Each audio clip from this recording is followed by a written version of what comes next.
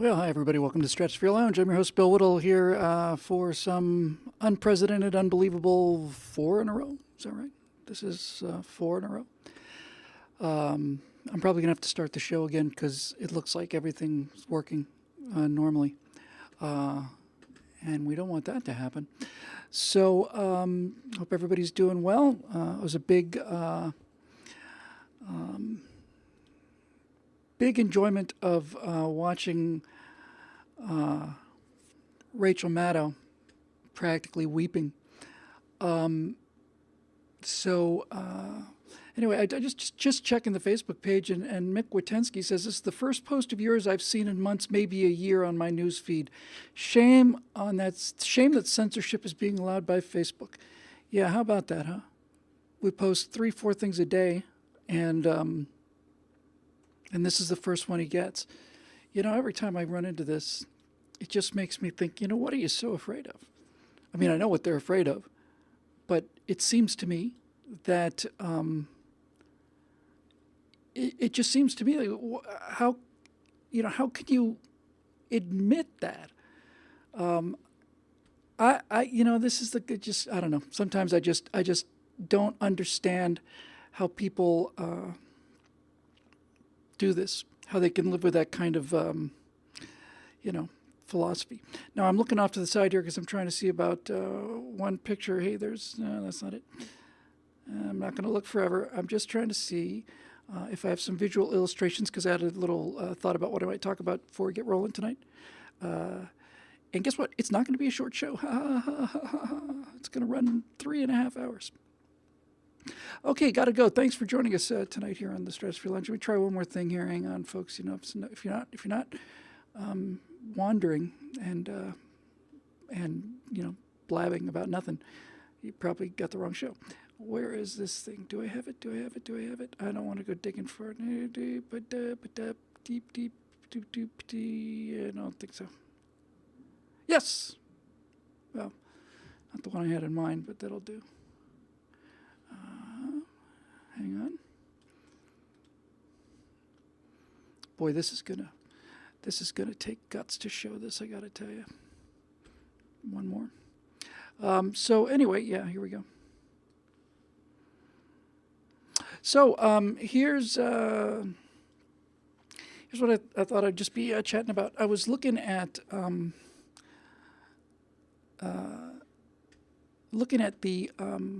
the music list I was playing on the way in, just the music I have on my iPhone. And I really have some very weird stuff on that thing. Some of it you've heard here, and others of it not. But it occurred to me that there's just a crazy bunch of stuff on there. And so I thought I would talk a little bit about where I got some of this, virtually all of this musical exposure, because I wouldn't call myself a music guy by any means. So allow me to retort. All right, here's the part I told you is going to take some real guts on my part, but I'm going to do it anyway. So here's me where and when I learned how to do all this stuff. Now, this is probably 4 or 5 years after I got there, but anyway, here we go. Oh, I actually want to put this on a different scene, don't I? Yes, I do, because because now, go away. Here we go. Yep, you, vamos. Yes. So here's what I'm. Come on. So here's what I'm going to show you here. Go. Yes, go. Okay, let me put that on a brand new special edition page here, so that we don't have to go through this again. All right, so scene 2. And I know you can hear me, and here it comes. And now we're zooming it in to a manageable size. Come on, baby. Come on, you miserable. There we go. Okay, so I look like Sir Elton John. I actually do look a bit like Sir Elton John. I look like Sir Elton John because of the glasses. Yeah, that's definitely sort of me after I'd been there. I want to say I'm probably 15 or 16 when this was done, and the stuff that, you know, by the time I was this age with that. And by the way, I wish you could see this in color, because that Filthy Blazer is like electric blue and made out of triple knit polyester, which is the best kind of polyester. It's just pretty shocking. But you know, the nice thing about working in the dark is you don't have to worry so much about those things. So I am, you know, I can't find it. I'm not gonna just waste the whole time looking for it. Anyway, there's pictures of me when I was there, I was much younger, and then I will throw up one more here, because I'll just tell you a little bit about the planetarium days. And here we go. No. Maybe do you want your own special scene, I reckon? There we go. So this is a little closer to when I got there. That's me on the left. And the guy looking at the camera is Doug Gagan, who passed away recently, I'm sorry to say. And who was a very interesting guy. He was the best console operator I ever saw. We did a show. We used to, all these shows were done live. You can see from the picture on the right, the planetarium console there. That's the pointer that's sitting there with the kind of quill around it. So Doug had his ups and downs. One of his downs was, you know, those polyester pants, which generated enough static electricity so that planes had to be specially grounded when he went aboard. But that's Doug. He's the best console operator I've ever seen. And the guy with the sunglasses turning the other way is my friend Phil Trick. I've said many times is the source of virtually all of my decency and whatever morality I might have. I got pretty much from him. Every time I say it, he always says he's amazed to hear it. But the fact is, Phil is an amazing guy and a very devout Christian guy. Didn't push it on anybody or anything. He just wouldn't let me get away with doing dumb stuff like throwing wrappers out of the car window. He would, however, let me get away with other dumb stuff, and so would Doug. The three of us hang out pretty much every day, and then at the end of the afternoon shows, we'd have shows at 1, 2:30, 4, and 8:30. And after the 4:30 show, we'd often go out for dinner. We'd go to New Hickory Barbecue in Miami. And I was sitting there at New Hickory Barbecue pretty much about this age. And they had this amazing, you know, that kind of really kind of creamy coleslaw, you know, the stuff that's just got so much mayonnaise in it, and it's just really lovely. So I was at New Hickory eating mayonnaise, this coleslaw. And I said, you know, I could eat a gallon of this. I could eat a gallon of this. This is fantastic. And he said, okay, what do you want to bet? I don't remember what the bet was, but I do remember that I bet that I could eat a gallon of coleslaw. So up at the observatory we go. We take like a gallon's worth of this coleslaw out of New Hickory. We're sitting up there. On top of the Museum of Science was an observatory, and there were square buildings, flat top buildings, and you'd open the door, unpin the things, and then the roof would slide back on rails, and it was kind of a hall.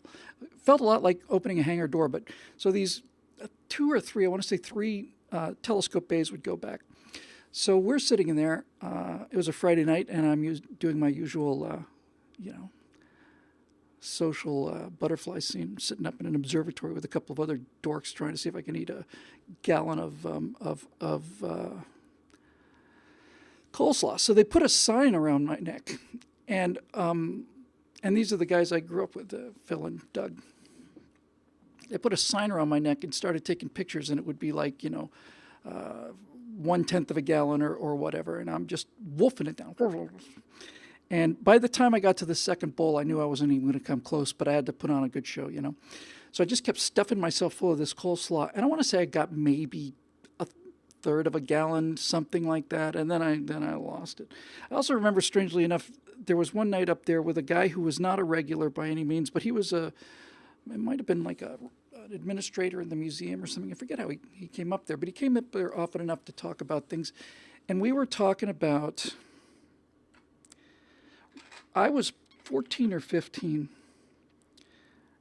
and we were talking about tanks, and I had just built every tank in the world, model tank in the world. And it's been so long now that I'm not 100% sure I'm right about this, but I was 100% sure at the time. So he said that, I said something about the Panther, the German Panther tank being the Panzerkampfwagen 5. And he said, no, it's not the 5, it's the 4. I said, it's not, it's the 5. And we got into a big discussion about this. So here's this 13-year-old kid and this full-grown man, probably in his late 20s, early 30s. And I knew I was right. And so we made a bet. And the bet turned out to be a week's pay. So I'm wagering a lot less than this guy is. But we, in front of everybody, we bet, shook hands on it, brought in the evidence. I was right. And the guy welched on it. And I haven't experienced that much because I don't do any gambling, but I got to tell you, it's a rotten feeling because, you know, when somebody welches on you, I would have paid him if I was wrong. There's no way I could have faced my friends if I was wrong and hadn't paid the guy. He just decided to not pay me. So anyway, those were the days when we were in the planetarium. There's a planetarium building. I'll go back to this, even though there's not really much of a picture here to show you. So if you look at the picture on the right, you can see the star projector in the middle of the room there, bottom right-hand corner. And all around the building on the outside edge is a hallway we call the ambulatory. And we could open the front doors leading into the museum, and they would come all the way around the ambulatory and wait because there's another set of back doors behind me. And we would hold them there, and then we'd seat them, you know, when the show began. So we had, in front of all of these shows, what we called walk-in music, because if the show would start at 1, 2:30, 4, and 8:30, somewhere around 2:15 for the 2:30 show, we'd open the doors. People would come down this curved hallway. We had these amazing 6-7 foot tall glow-in-the-dark scenes from astronomy. They were beautiful, beautiful, enormous, great things. They were just gorgeous. There's this Arecibo telescope, and there was Galileo and Copernicus and all of these guys. And I remember just loving that. I went back to the planetarium many years later, and somebody written on them with pens. And then several years after that, they'd put plexiglass over them. And then several years after that, they'd covered them up with particle board and put some cheesy NASA posters up there. And then several years after that, I went back to the planetarium. If it wasn't the last time I was there, it was second to last time I was there. And as I pull up my car, I look around the back. There's like a little back area there behind, the parking lot where most people couldn't see. And I saw this stack of things that I went over, and there they were, sitting out in the rain and the sun for months, completely warped and chipped. It was just criminal. Anyway, to give you an idea what life with Phil and Doug was like, and the rest of the gang, the guy facing away from us is Herb. Herb, that'll maybe come to me. Anyway, we were getting ready to go on an airplane ride. It was the 500th anniversary of Columbus's discovering America, and Eastern Airlines had a special flight out to, I forget the name of the island. But anyway, it was a chance to ride an airplane, got to sit up in the front. That was cool. So anyway, here's the point of all of this. We would sit there and play music for 15 or 20 minutes prior to the show. And the person who was the director, became the director of the planetarium, at first he was the creative director, was a guy named Jack Horkheimer. And Jack Horkheimer became a huge part of my life. And I don't think there's been anybody in my life who was so I felt so hot and cold about. He was a genius. He was a jazz pianist. He had terrible lung conditions. He moved to Miami. They told him he wouldn't live 6 months if he stayed up in wherever the hell he was from. And he moved to Miami. But he was a jazz pianist, went under the name of Jack Foley. But he got down there. He finds himself at the planetarium. I don't know too much about all of this. It's just reconstruction kind of thing. Finds himself in the Miami Planetarium. And what he is an actual, honest-to-God genius writer and director. And he had the most amazing musical background because he was an incredible, jazz musician. So Jack would write these shows, and all of the planetarium shows prior to Jack Horkheimer, who went on to become Star Hustler, which then became Stargazer. If you ever saw PBS TV, well, keep looking up. There's a little 4-minute astronomy thing they had on every night on PBS. So prior to Jack, they would just, a star show would be, and over here we can see the constellation Orion with the 3 stars that make up the belt.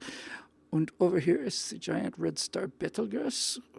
The opposite corner, you can see down here on the bottom right, is the star Rigel, which is, you can tell, distinctly blue in color. And this would be like pre-recorded shows like this. It's like, are you kidding me?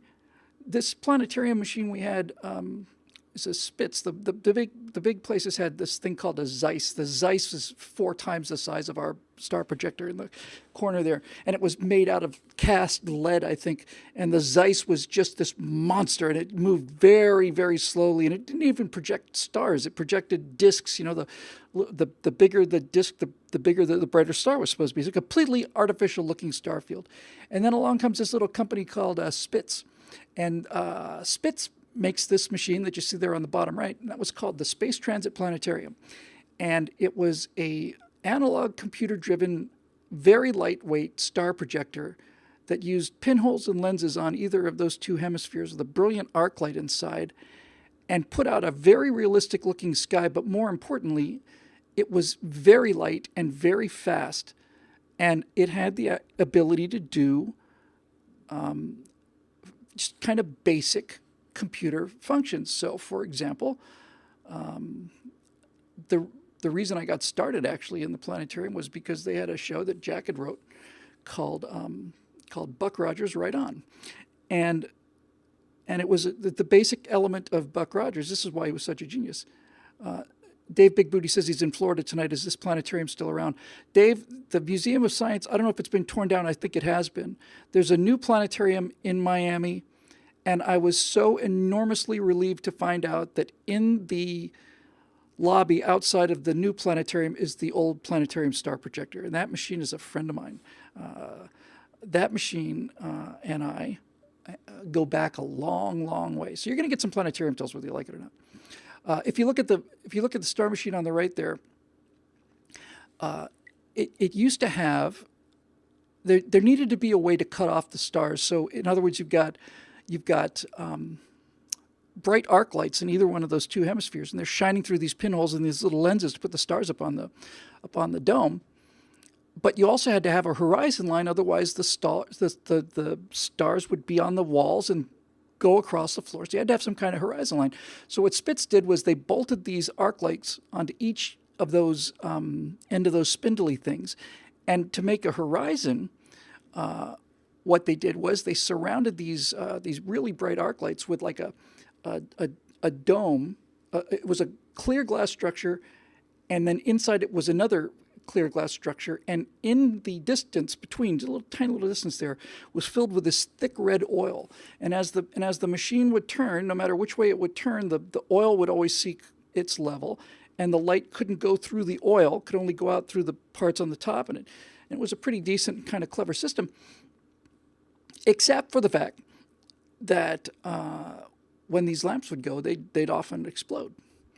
And I remember several of those.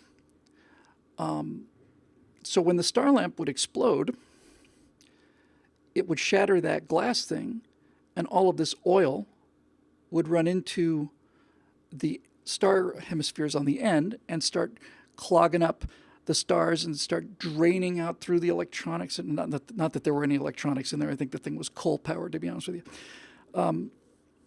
So over the course of many, many years, I got there in 73 and the place opened in 66. So if you look at the bottom right again, you'll see that the star projector is surrounded by those little wooden panels there. And that's called the pit. And down below the floor, below the pit, there's a series of light wheels, just lights with a turning color wheel, and it throw these different colored lights on the star projector, and the shadow would go up onto the dome, and it was great. But after 10 years or so, well, not 10, but damn near 7 or 8, after 7 or 8 years of exploding star lenses, the entire floor of that pit, which you can't see, which is actually down about another 2 or 3 feet lower, was filled with this black tar. It was just filled with it. It was filthy. And this place was running so many, they were running so many shows. They were just so desperate to keep the income up. There were a lot of people coming in those days that they just never had time to shut the place down long enough to do all this. And there was just nasty old electronics in there, and the light, some of the light wheels weren't working, and they make a lot of noise. And I remember Phil, who was the chief engineer there, the head technician at the planetarium. He was 10 years older than me, so he must have been 24. He was just a kid. But I remember him saying, I never get a chance to repair anything. I'm never allowed to do anything. He's an electrical engineer. Because we can never shut down long enough to get some work done. Finally, something happens, and they shut the planetarium down for 2 or 3 days. And I've got the pictures somewhere. I just don't have them on me.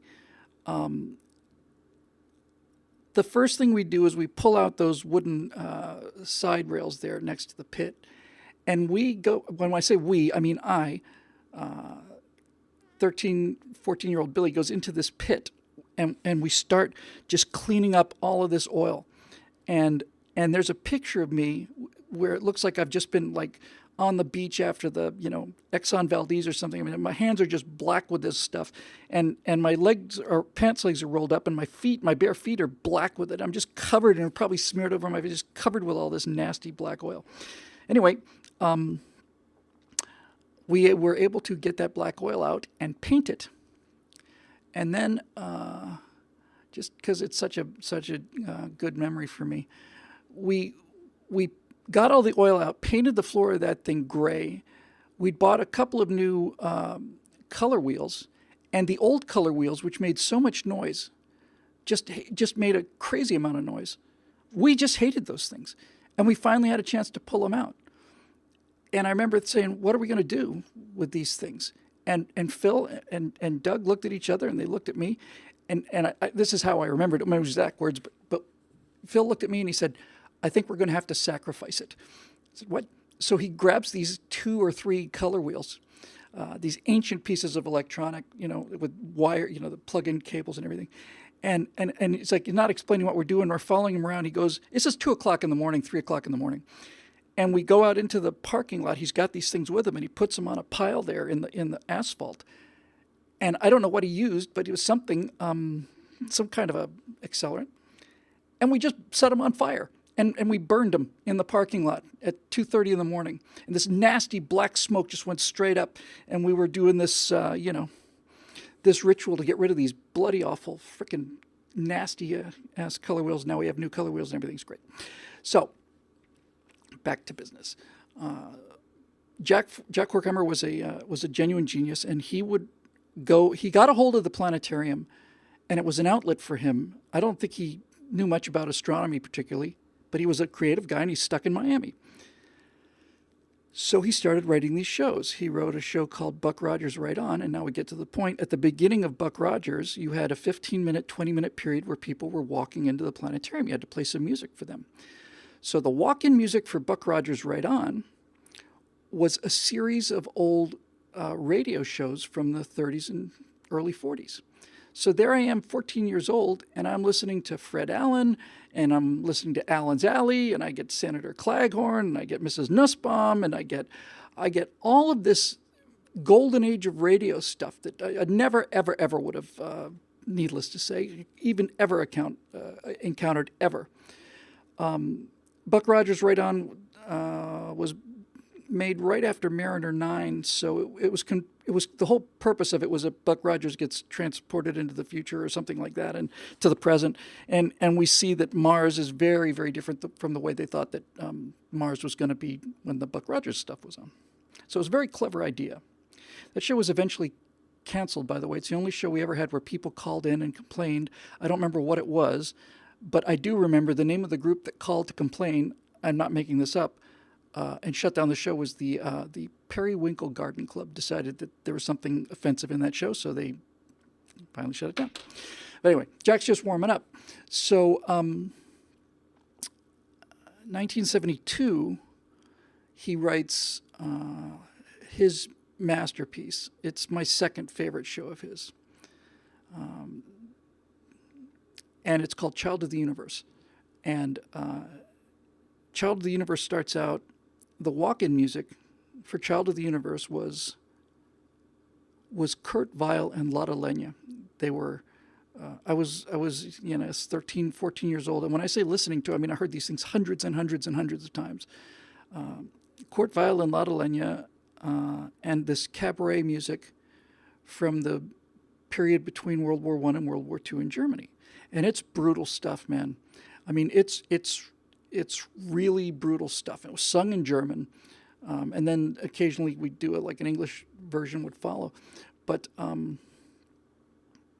I remember one of these songs was it's called Hamburgers. We Like Our Hamburgers Raw. It's like Johnny is missing, Jimmy is dead, and George went crazy shooting. But blood is blood and red is red, and the army is still recruiting.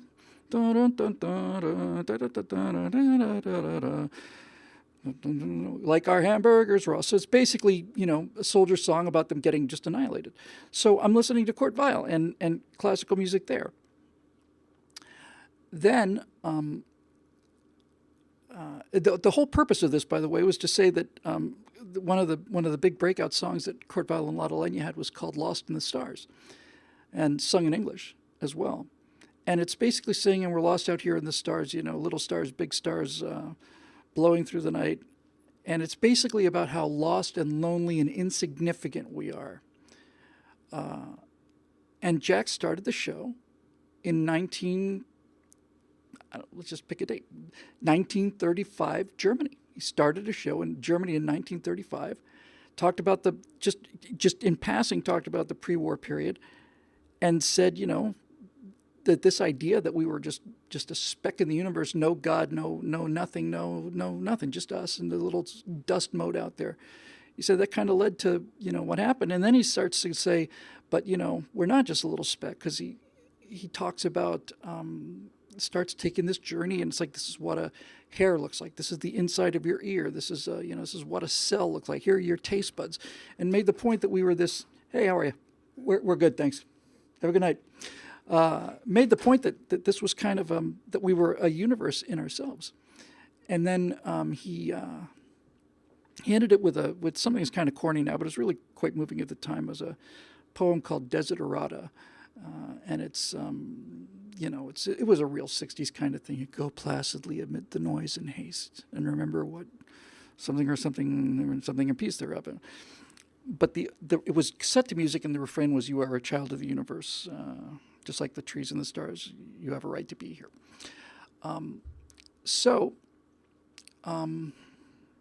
He did that, and I'm not going to go on with this all night. But the show he did after that was the show that was playing when I came in, when I started working there. It just blew my mind. It was called "Long Journey of a Young God." The Apollo program had just ended. I have read "You Are a Fluke of the Universe," by the way, Dave Big Booty. I mean, I have heard it. It's hilarious. It's a caricature of that. So when I got there, the show was called "Long Journey of a Young God." I got a chance to go to the planetarium and volunteer because I won some prize during the Buck Rogers show. That you could have this gigantic box that I think Phil built. It's a huge thing, and it weighed about 4 pounds, and had buttons on it, and you could yaw left, yaw right, roll left, roll clockwise, roll counterclockwise, pitch up, pitch down, and you could fly the entire planetarium around. And you had to kind of do this kind of docking thing, and I did it. and I did it real fast. In fact, I did it so fast that that they had like 4 minutes of music, and I got this thing lined up in, I don't know, 30 seconds, 40 seconds. So then they started taking control back to themselves and knocking me off. I didn't know what that was going on. I was just, these buttons aren't working, and starts to get out of control, and I just try and recover this ship. It's just craziness. But Long Journey of a Young God, just as an example, in that show we had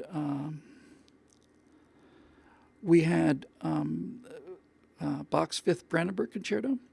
We had The Swan of Tuonela. We had just a number of things, and all of them had this kind of just amazing music. I had a birthday, and I got for my birthday, I got a set of Pro 4AA headsets, I think. Or maybe that was the name of the amplifier. In any event, we went to Radio Shack, got an amplifier kit,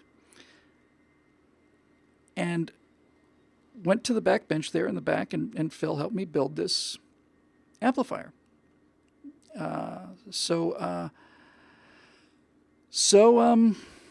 I'm back there doing my first soldering, which wasn't so good actually, and Phil showing me how the little the little bands on the transistors, what they meant, and their capacitance and all that other stuff. And I'm just taking a single transistor, just like the size of a grain of rice, and you're bending the little things, just sticking it into what we would eventually call the motherboard, circuit board, I guess, and just soldering it on there. But sure enough, we turned it on and it worked. That was actually a big feeling.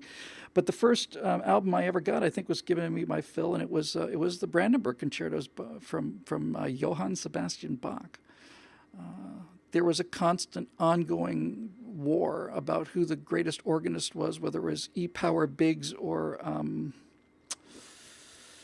don't remember. Anyway, it's awfully strange, but it was really great. And the thing I remember really the most was that, just go back one more time and we'll get on with the questions. So there I am on the left. I just come to Florida from Bermuda. I was real popular in Bermuda. Here in Florida, I'm just this geek, and I don't know how to hold my books, and I have a funny accent, and nobody knows me, and I'm thin and getting thinner as I get taller, and the schools were so freaking awful compared to the British schools that I'd gone to, that I would, I'd wake up, and I realized I had a choice of either going to school and listening to this stuff that was 3 years behind me, or I could just skip school and go to the planetarium and learn some astronomy and learn about all this music and stuff. So that kid on the left did a lot of that, and that put Doug and especially Phil in a tough place, because they knew it was important for me to get to school. But I think they also knew that I hated school. That school was, especially junior high, was just terrifying experience. And so on one hand, they know I remember many times coming, I missed the bus. I missed the bus. I had to take the city bus. I thought, since it's going past here, I just kind of come, yeah, sure, go to school. But even though they constantly told me to, they also understood, I think, that, they didn't blame me one bit. I mean, there's no point in me being in a class. I had a class at Ponce de Leon Junior High School. They had reading class. And I went in there for the first day, and I forget what the reading assignment was, but I do remember I did the reading assignment for, in about, I want to say 30 minutes out of the 50-minute class period. And I kind of just said, now what? And she gave me an independent study card, because that was the reading assignment for the week. So I got a little card with a little face, and then a infinity symbol outside, and then inside the brain was another infinity symbol, and it just gave me opportunity to go down to the library and read about ion propulsion and specific impulse and how all that stuff works. But anyway, it was a very eclectic childhood, and for which I am very, very grateful. Jack, Died many years ago. At least 10, I would think now, something like that. I remember I did an afterburner about him. And here's the thing about this guy. He was absolutely unbearable to be with. He was just an absolute raving lunatic, hyperventilating, screaming and yelling. He would write these shows. He would then say, because the thing Jack loved was the press previews, because that was like some fame, and he invited the entire Miami press corps, and they all came. So we'd have these giant previews for these planetarium shows, which are done manually, and pretty much every time I remember, I was running them from 15 or 16 on, because I was the best guy they had there, and we would be putting slides into the trays while people were filing into the press preview. And, I had a paper one more time. In the picture of me leaning against the console there, you can see the pointer, and then there's a black panel. It's actually dark red, and we would light that thing up, and it would rear light the script. So we'd have the script, and we just, writing 6, 2, 2, and 4. These were the projector numbers. And I just go down and start moving these dials and fading things in and out. And when I said I was good at it, I was real smooth with the fades and real good with the zoom, could fly the planetarium around and all the rest of it. But Jack would be behind me. We're running the show. I've never seen it before. No one's ever seen it before, ever.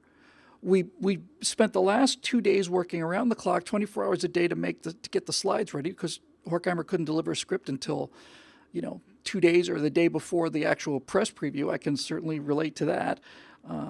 And we'd be in there, and we'd be cutting tape and putting music down, literally laying music down, recording over the dialogue on a different track with, you had a turntable, and some of the records that Horkheimer had were so old, they had so many scratches on them. This is going to be a memory for a few people who are old enough. There were so many scratches on these things that we had this, the kind of thing you use to clean the top of an LP, 33 LP, and it was like a little felt little brush, and then a cleaning fluid. You'd wipe this thing around and get the dust off. Well, we had to float the needle in cleaning fluid. The thing was just completely liquid, and we floated the needle, got a lot of the pops and clicks out. So anyway, I remember being in the back of this console. I said last time, you know me, I'm never as good as my word. So I'm there running these shows. I am trying to read. As I'm reading the script, looking for the cues, I'm automatically doing on the left, the console I'm leaning against. I'm automatically bringing up the 6 projectors, cross-dissolving 5 and 6 in the middle, bringing up 1 and 2 on the sides, 3 and 4, 1 and 4 on the sides, 2 and 3 on the lower sides.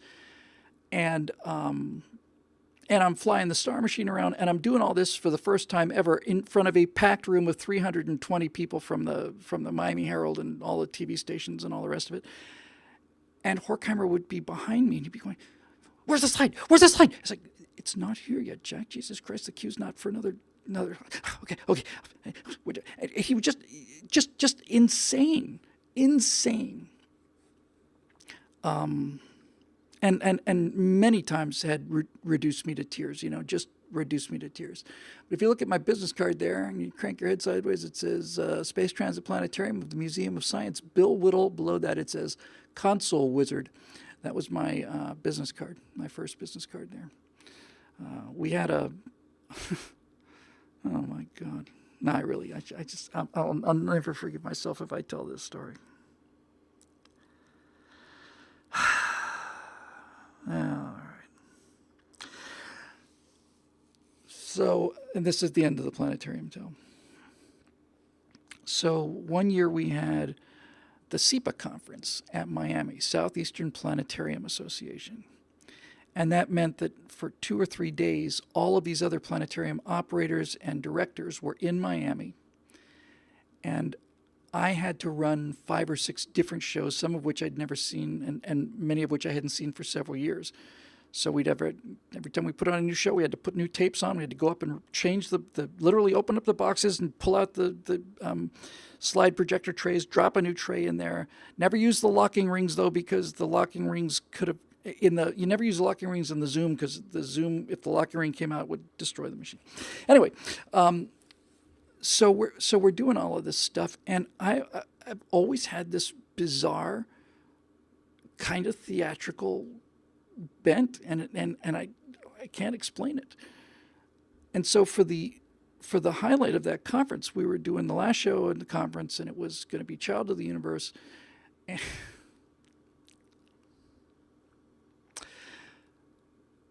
so everybody's in the room, and instead of coming around the back, the front door's open, and I had them play Elton John's Pinball Wizard. And I came into the room with blue makeup and blue glitter on my face, and I was dressed in like a black satin robe and a pointy hat, and I was sitting on a chair that was on a dolly, and my friend Steve Stipp pushed me into the room and started wheeling me to the front. I'm sitting there on some kind of throne or something while Pinball Wizard is playing, and I kind of want to remember that there was actually a lot of applause, because I was the mascot. You know, I was if you look at the kid on the left hand side, I was just the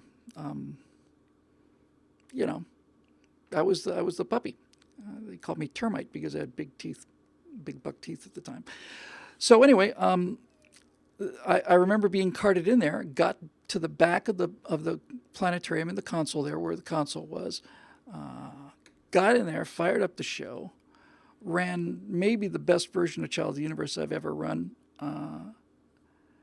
and it was a faultless show. Usually you'd make some kind of mistake. I mean, 200 cues that had to be done manually, or you'd come in later, you forget to advance the slide or something.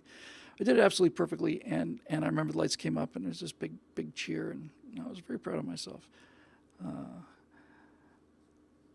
Meanwhile, my dating life was accelerating away from me so quickly that it was actually, you know, girls were starting to kind of look slightly red from the Doppler effect of them moving away so fast.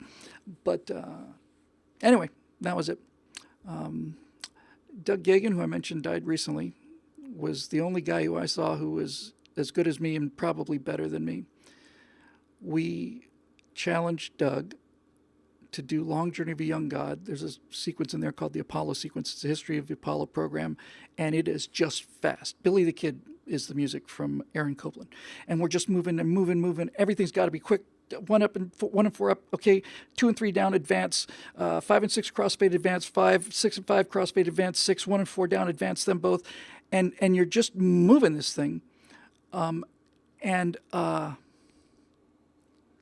it's very hard. It's a 10-minute sequence, narrated by Sally Jesse Raphael. And Doug was very good at it. And just before Doug left the planetarium, I don't know if it was me or Phil, but I remember it was the two of us and Bill DeJong, maybe a couple of other people. Somebody said, "All right, Gagan, you're good, but he said, I could do the thing blindfolded." You never want to make statements like that with this crowd. I noticed this crowd of 3 or 4 people. Any kind of a declarative statement like that usually meant there was going to be a test, and that's really kind of fun. So one time I wanted to go to New Hickory very much. They didn't want to go to New Hickory, and they said, "We'll go to New Hickory if you will do somersaults on the floor all the way around the planetarium ambulatory." So I did. So anyway, we get Doug Gagan back after dinner, and we're back in the planetarium, and we tie his nasty ass polyester tie around his eyes, put something in there, tied his tie around his head like this, real tight, and then we said, "All right, we got all the slides queued up." We skipped into the Apollo sequence, hit play on the giant Sony reel-to-reels. And the Apollo sequence started, and Doug just turned and just did the thing like a machine. and he was flying things in and flying everything around. We were utterly amazed. And there was a point in that sequence, or right after, where we had a picture of the moon would come up on the lower right. And the console operator had to take the pointer and point out the crater Tycho. We had just a little arrow. We'd point out Tycho. And with his eyes closed, his blindfolded, and facing 90 degrees away from this, Doug Egan picked up that pointer and did this and touched the button. And he was precisely on Tycho. Exactly. That's, it's like you could be off by, just a couple of arc seconds and you'd be off. When he did that, we just said, all right, we lose. We all hail Dougie. So anyway, that's what got me all of this background and weird things. And once you start getting enough weird things in your head, then you kind of set up an internal sort of matrix where everything else kind of fits. And that's the story of my iPhone music, which consists of some very, very good music and some very, very bad music. But it was a once-in-a-lifetime opportunity. And I know Phil watches this show sometimes. And Phil, if you're watching, I got to tell you, I know I've told you before, I don't mean to embarrass you. It's hard to do it without embarrassing myself. But honest to God, man, you were the dad I didn't have. And I sure as hell had a lot of fun. I really did. And I learned a lot from you. And not just astronomy stuff. Okay, moving on.